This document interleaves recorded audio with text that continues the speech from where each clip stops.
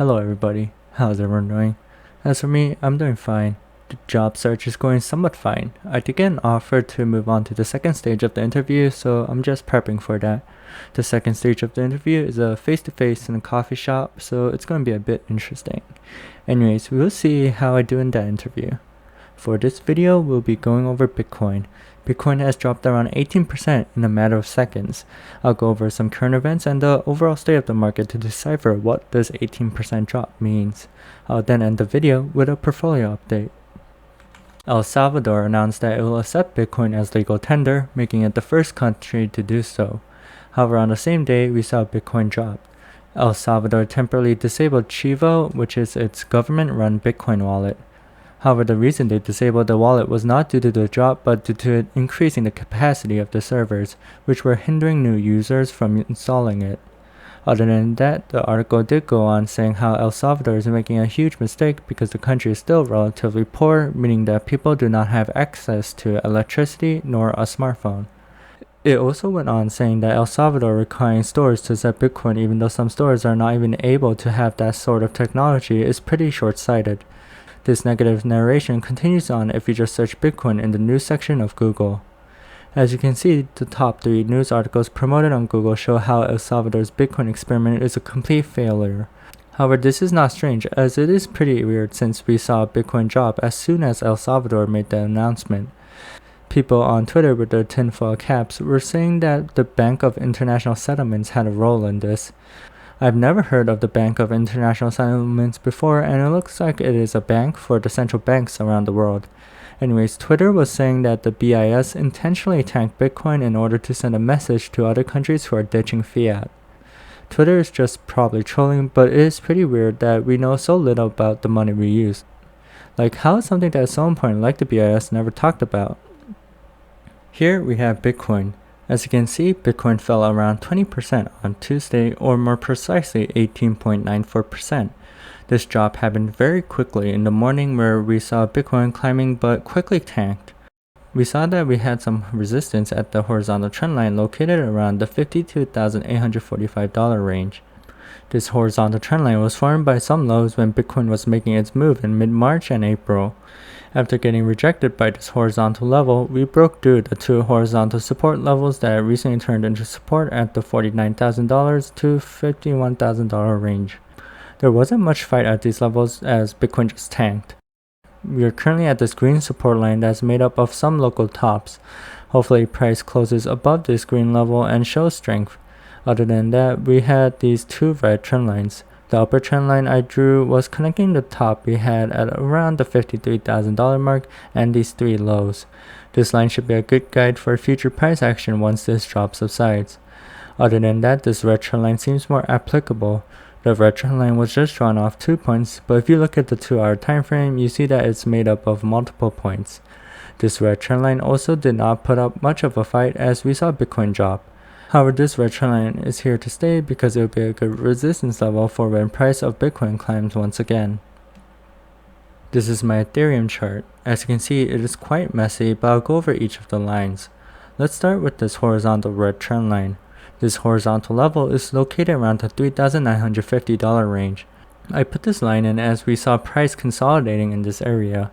We also saw some price consolidation in May when Ethereum was making its run. This red trend line is the black trend line that was in my previous videos. As mentioned before, this trend line is made up of many local tops and we were trading above it using it as support. However, once we saw Bitcoin tank, Ethereum just broke below this trend line without any warning. This next green trend line was made up of these lows and this area. I made this trend line because I needed to find a place where Ethereum could potentially find a support. Since this line has a lot of price interacting with it, I'm going to assume that this trend line should hold unless we see another massive drop. The remaining 2 trend lines are just made up of lower wicks of the drop. The second green trend line is made up of the wick we had today and it seems to play with the recent local highs. The third green trend line also interacts with the recent highs, but more importantly, it interacts with this point down here. In the end, the 3 green trend lines were drawn somewhat quickly, but there seems to be a lot of price interaction with these green trend lines, so I'm going to assume that these green trend lines are going to be valid regions of support. Now, let's look at the SPX. We see that the SPX is still above this green trendline made of a bunch of lows. Overall, the bullish structure remains intact. The red trendline was based off the wick we had this week. It was a wick, so I was just trying to see if it had any significance, and I do see that it held as support during many lows and was a resistance once very recently. I believe that this trendline is pretty significant, so it's going to be staying on my chart for now.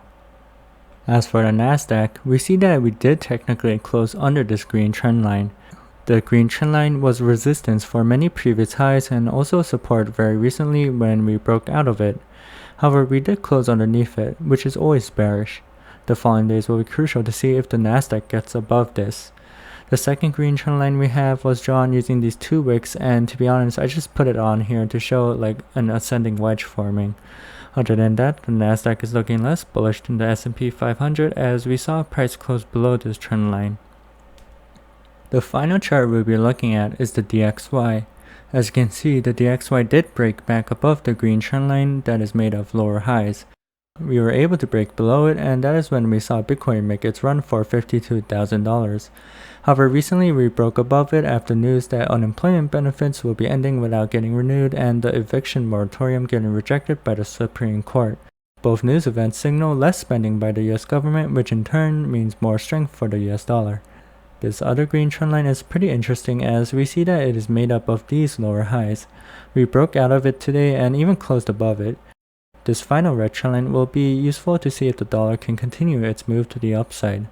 This red trendline is made of these lows and even served as resistance pretty recently. If the price of the DXY continues at this angle, we should see it hit this red trendline pretty soon. Let's end this video with a portfolio update. Here we have Bitcoin. As you can see, we dropped to $46,000 from $52,000. Overall, I'm up 4% off this trade, so I'm still in the profit. Here we have Litecoin. As you can see, we're up 15% off this trade. Litecoin was doing pretty good before everything tanked as Litecoin was trading at $222. I believe this coin outperformed both Bitcoin and Ethereum last week. The final coin we'll be looking at is Ethereum. As you can see, we're up 469%. This is pretty good, but I'm sure we can do better. Ethereum was trading near $4,000 before we saw the drop.